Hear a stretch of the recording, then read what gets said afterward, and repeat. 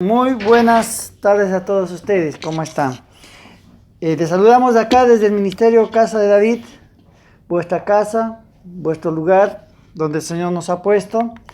En esta mañana, en esta tarde, les damos la bienvenida a todos y también a todos los hermanos que nos ven pues, vía la web en este tiempo. Quería hablar con ustedes en esta tarde. Ustedes saben de que estamos ya en las Pascuas, ¿no? La semana que viene hacemos Pascuas de Resurrección. En el mundo, generalmente en el mundo cristiano, y vamos a decir por tradición de la iglesia tradicional, la iglesia católica, hoy día se festeja Domingo de Ramos. ¿Y qué es el Domingo de Ramos? El Domingo de Ramos, es la celebración de la entrada de Cristo a Jerusalén. Y vamos a hablar sobre ese asunto. Vamos a hablar sobre el significado de la entrada de Cristo a Jerusalén. Y vamos a ver algunos aspectos. Para eso les voy a pedir que se pongan de pie y vamos a leer la palabra, ¿sí? Vamos a leer la palabra en el Evangelio según San Juan. Evangelio según San Juan, capítulo 12, versículo 12. Dice así: el siguiente día, grandes multitudes que habían venido a la fiesta, al oír que Jesús venía a Jerusalén, tomaron ramas de palmera y salieron a recibirle y aclamaban: Hosana, bendito el que viene en el nombre del Señor, el Rey de Israel. Y halló Jesús un asnillo y montó sobre él, como está escrito: no temáis, hija de Sión, he aquí tu rey viene, montado sobre un pollino de asna. Estas cosas no las entendieron sus discípulos al principio, pero cuando Jesús fue glorificado, entonces se acordaron de que estas cosas estaban escritas acerca de él y que se las habían hecho. Y daba testimonio a la gente que estaba con él cuando llamó a Lázaro del sepulcro y él resucitó de los muertos. ¿Amén? ¿Hasta ahí? Amén. Bien. Tomen asiento, por favor. Tomen asiento. Cuando nosotros encontramos la palabra, vamos a encontrar 7 aspectos que suceden en esta entrada de Cristo a Jerusalén. ¿Era la primera vez que Cristo iba a Jerusalén? No, no era la primera vez. Él tenía por costumbre ir a Jerusalén siempre en la Pascua, porque eso es lo que hacen los judíos, ¿sí? Una vez al año tienen que ir a Jerusalén. Y Cristo iba siempre en las Pascuas porque no era un judío de la diáspora, o sea, que estaba en otros países o en otros lugares muy alejados. Él siempre estaba cerca de Jerusalén. Él prácticamente predicó en toda Judea, ¿sí? Entonces, ¿qué sucede? Esta Pascua es especial. Esta Pascua es especial. Esta Pascua viene después de un milagro tremendo. Y vamos a ver 7 aspectos. Yo quiero que ustedes los anoten. Si tienen algo para anotar, sería maravilloso.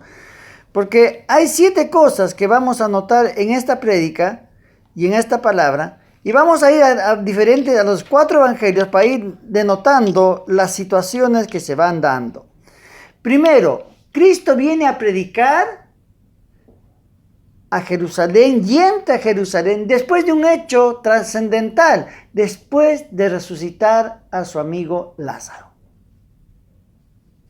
Si vemos en el Evangelio de San Juan, antes de la entrada a Jerusalén, dice que los sacerdotes querían matar a Jesús porque evidentemente había resucitado Lázaro después de 4 días. Es decir, que la gente que escuchaba a Cristo entendía que lo que decía Cristo realmente era verdad. Él era considerado un maestro, un profeta para ellos. No sabían que era el Redentor, pero ellos entendían que era un hombre enviado por Dios. Entonces vamos a comprender esto. Cristo entra a Jerusalén. Es como que, como si el Chapu, vamos a decir, el narcotraficante, salvando las distancias que es el hombre más buscado, porque Cristo estaba siendo buscado por los sacerdotes para ser muerto. se viene y entra en aterriza en un avión y entra en un Rolls Royce a Palacio de Gobierno. ¿Me dejo entender? ¿Vale la comparación? ¿Sí? Es decir, el más buscado se presenta. Cristo es el más buscado en Jerusalén. Cristo es el más buscado en Judea por los sacerdotes para matarlo, y él se presenta. ¿Por qué lo querían matar? Porque reconocían los sacerdotes su autoridad y cómo él estaba cambiando la manera de pensar del pueblo. Los sacerdotes ponían un Dios castigador, un Dios que siempre quería ofrendas, que siempre quería sacrificios, y él muestra que el verdadero Dios es un Dios de amor. Es un Dios que nos ama.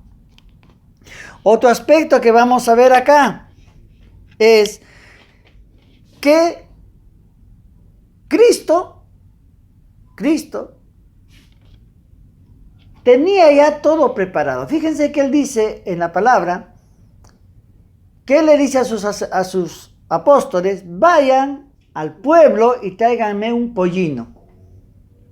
Vayan a tal sitio, en tal casa, van a ir, y si te les preguntan qué hacen desatando ese animal, le van a decir, el maestro lo necesita.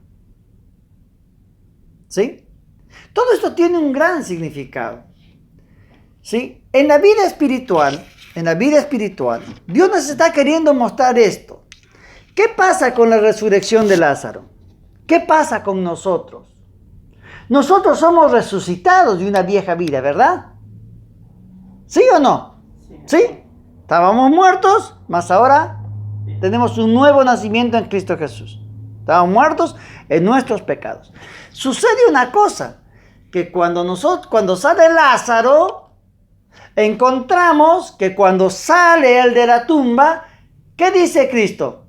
Desátenlo. ¿Sí? Desátenlo. ¿Quién tenía que desatarlo? ¿Cristo? ¿Quién? Los que estaban a su alrededor. Y así, cuando viene la gente acá a la iglesia y resucita y acepta a Cristo como su Señor y Salvador, es el pueblo, somos nosotros los que tenemos que ayudar a esa persona a ser libre de esas ataduras que le impiden vivir en la nueva vida. ¿Sí? Y acá estamos desatando también un pollino. Es decir, Dios tiene todo preparado. Y cuando habla del pollino, yo quiero que ustedes entiendan, en el pueblo de Israel, cuando uno dice un pollino, un burro, pareciera que fuese una forma humilde de entrar, ¿no es cierto? La forma sencilla. No. Para Israel, el rey iba a caballo en guerra. Pero cuando iba en sentido de paz de un pueblo a otro, él iba en una asna. Estaba simbolizando que él era el rey. Y la gente no entendía. Por eso es que cuando le hace mención al profeta Isaías y al profeta Ezequiel, ahí recién comprenden y dicen, ¡ay, caray! Chanfle, acá viene la cosa. Él es el rey. ¿Sí? El tercer aspecto que quiero que noten, dice que el pueblo lo aclamaba. ¿Y qué decía? Hosana, ¿qué? Hosana en las alturas. La palabra Hosana tiene un significado el cual es sálvanos. ¿Sí? ¿Qué estaba diciendo el pueblo a Jesús? Sálvanos, libéranos. Es tremendo. Por eso es importante Domingo de Ramos. La entrada a Jerusalén es importante porque tenemos que analizar lo que significa para nosotros. Y es como que nosotros, cuando llegamos a Cristo, es lo que gritamos. Sálvanos, Señor. No mires nuestros errores, sálvanos. Ten misericordia de nosotros. ¿Listo? O sea, primero que era, que lo querían matar, era un prófugo, ¿sí? Por Lázaro. ¿sí? Que nos enseña a nosotros también que tenemos que ser como Lázaros. Llegamos a la iglesia y nosotros tenemos que ser los que ayudan a esos Lázaros a ser libres de sus pecados, ¿sí? Tenemos que liberar el pollino para poder entrar a Jerusalén, ¿sí? Que nosotros clamamos a Dios, hosana en las alturas, Señor, sálvanos, sálvanos, Señor. Cuarto punto, Jesús llora en Jerusalén, antes de entrar a Jerusalén. El cuarto aspecto de llanto de Jesús antes de entrar a Jerusalén tiene que ver también con nuestra vida. Tiene que ver también con nuestra vida. ¿Saben por qué? Porque Cristo está llorando por nosotros. Porque sabe que nuestro camino no va a ser sencillo. Sabe que nuestro andar no va a ser sencillo en este mundo. Después de ser liberados, después de ser limpiados, después de que Cristo nos libera, nosotros también, ¿sí? Vamos a tener la necesidad de pasar angustias, pasar dificultades. No es sencillo el camino del cristiano. Aquel que dice que es sencillo el camino, está muy equivocado. Está muy equivocado. Los caminos del Señor no son sencillos. No son sencillos. Los caminos del Señor son complicados. ¿Por qué? Porque nosotros vamos contra la corriente. ¿Sí? Nosotros amamos la vida, la humanidad ama el aborto. La gente ama estar en juerga, en borracheras. ¿Qué es lo que va a pasar ahora? Semana Santa, ¿qué? El domingo de gloria, en la noche en la calle va a ir gente quimbeando. Y en muchos pueblos pasa eso. En pueblos más tradicionalistas como Perú, como Bolivia, acá en Argentina no tanto, se ve a las colectividades dedicarse a la bebida. Y eso creen que es lindo. Pero el verdadero cristiano hace un acto de contristamiento. Hace un acto de reflexión sobre lo que es nuestra vida como cristianos. ¿Sí? Entonces, ¿qué estamos diciendo? Que nosotros tenemos que tener una real conciencia de lo que es ser cristiano. Cuando Cristo llora, está clamando por nosotros. Está diciendo, Señor, ayuda a mi pueblo. Señor, ayuda. Ya sé que me han aceptado. Ya sé que ahora están conmigo. Pero, su camino va a ser difícil. Las lágrimas de Jesús son las de Dios cuando ve el dolor y el sufrimiento innecesario que los hombres se echan encima cuando se rebelan tontamente contra su voluntad. Las lágrimas de Jesús son por eso.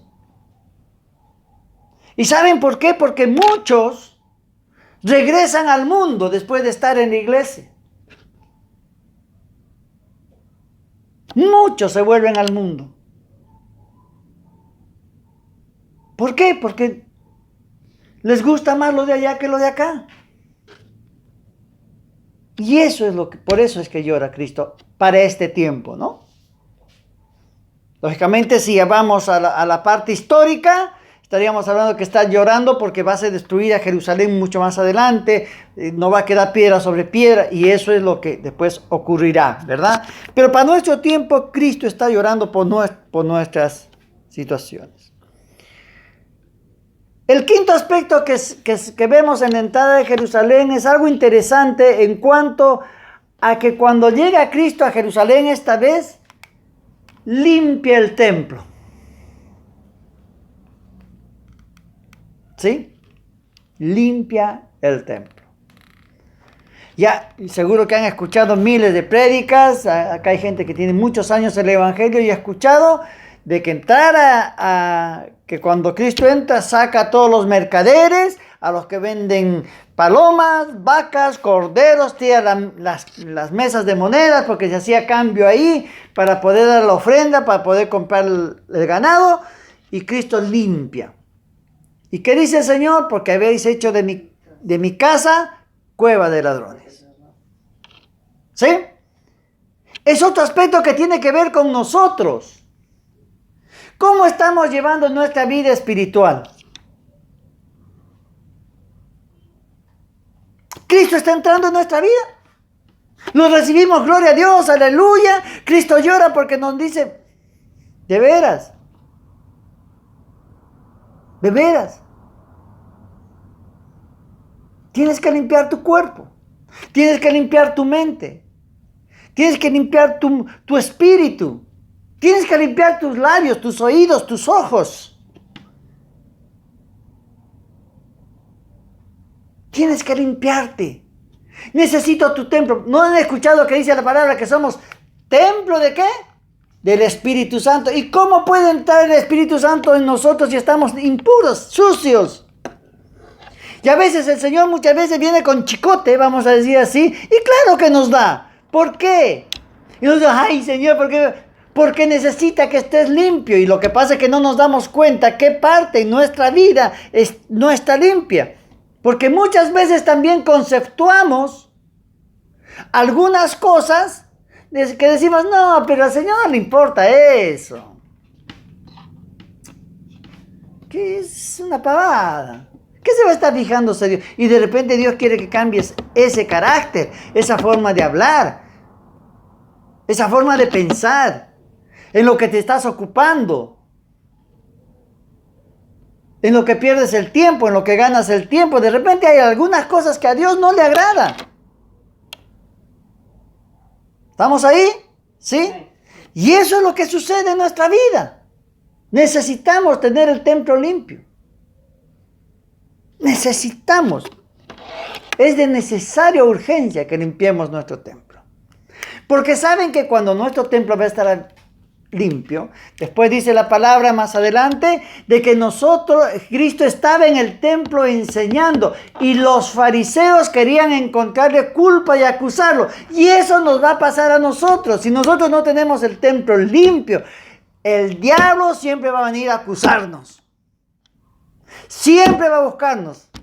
Ah, ¿viste? Tú te dices cristiano. Ah, pero ¿viste lo que haces? Ah, pero ¿viste lo otro? Ah, ¿qué dijiste? Ah, pero miraste. Ah, ¿que volteaste? Ah, porque vamos a estar en la mira. El fariseo, el diablo siempre nos va a querer acusar. ¿Está bien? Y el último aspecto que pasa en la entrada a Jerusalén. Todo esto está pasando en un día. En 24 horas, ¿ok? En un día está pasando todo lo que les digo. Jesús se va a Betania, regresa, y había una higuera, y él quiere comer su fruto. Y la higuera no tenía frutos. ¿Qué hace Jesús? La maldice y se seca. ¿De qué sirve, mis amados, si nosotros hacemos todo el proceso? Somos liberados, nos limpian, nos cortan las ligaduras, pedimos salvación a Dios, Dios nos salva, limpiamos nuestro templo, ¿sí? No tenemos mancha en nuestra vestidura, o sea, nos mantenemos puros, santos, y no damos frutos. Si no invitamos a nadie, si no compartimos lo que tenemos en nuestro corazón a otros, ¿de qué sirve? Si no transmitimos la palabra y el conocimiento que adquirimos en la iglesia o a través de la lectura de la palabra y no le damos a otros. No vamos a presentar al Señor. Mira, Señor, yo soy santo, soy puro, yo me mantuve casto, fui fiel a mi señora. No hablaba palabrotas, no tomaba, no bebía, yo leía tu palabra. ¿Y cuántos trajiste a la iglesia? Ah, no, Señor. ¿Cómo que no? ¿Tus frutos? ¿Cuántos me aceptaron a través de tus labios? ¿Pero qué? ¿Vas a responderle como Caín, que yo soy guarda de mi hermano, para que me preguntes dónde está mi hermano? Interesante, ¿verdad? Interesante, ¿sí?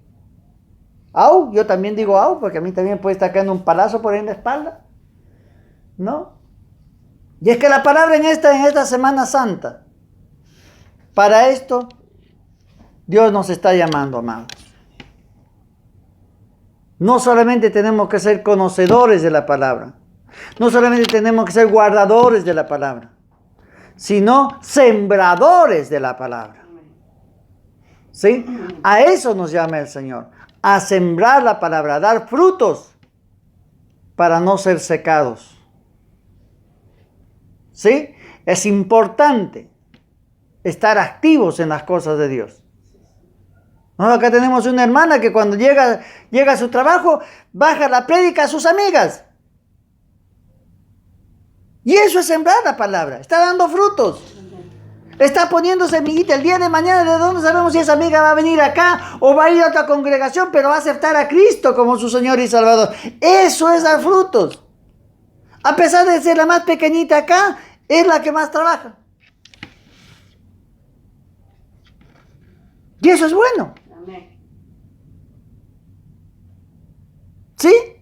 Muchos acá tenemos 10 talentos, otros tenemos 5 talentos y ellos tienen un talento. Y de repente la que tiene un talento es la que está haciendo producir más talentos. Amados, seamos conscientes en esta Semana Santa. Recordemos cómo entró Jesús y para qué entró. Y cuál es nuestro deber con nosotros y con el Señor. Amén. Amén. Amén.